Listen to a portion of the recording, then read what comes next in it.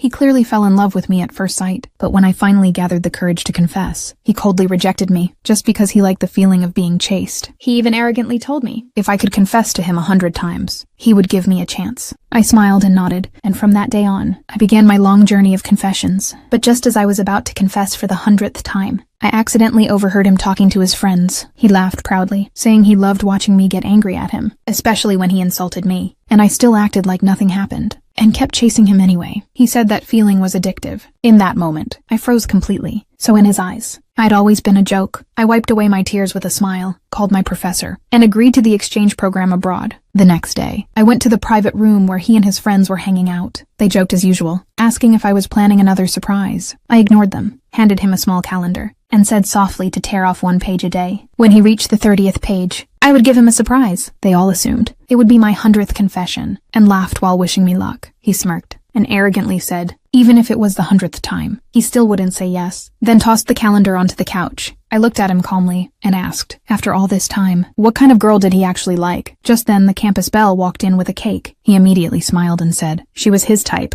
Hearing that made my heart go cold. The campus belle handed me a glass of red wine, told me to drink it. I refused, but she forced it into my mouth. He watched the whole thing. Not only did he not stop her, he laughed like he was enjoying the show. When she asked him if he had even the slightest feeling for me, he looked at me coldly and said no. I smiled at that moment, then picked up the microphone and announced, on the last day of this month at 10 in the morning, I would make my 100th confession, and invited everyone to the playground to witness it. He smirked again, pretending to stay calm, and asked, what would I do if he still rejected me? I said I would stick to my decision, and that only made him more eager. One of his friends noticed my strange mood, and told him to maybe go home with me. After all, I had once bought the apartment right across from his, just to be closer to him. But he only gave a faint smile. The next day, he went shopping with his friends, planning to dress perfectly, to surprise me when I confessed again. His friend asked bluntly, if he liked me that much, why not just tell me? But he insisted. He wanted to wait for me to confess first. He didn't know. I had already sold my apartment, packed my bags, and was ready to leave for good, while he was still in front of the mirror, carefully styling himself, waiting for my 100th confession. Soon the day came. The playground was packed, everyone waiting for me to show up. He stood among them smiling, asking which outfit made him look more handsome. Everyone thought he was finally going to accept me, but what they saw instead were 2 banners held up by my friends,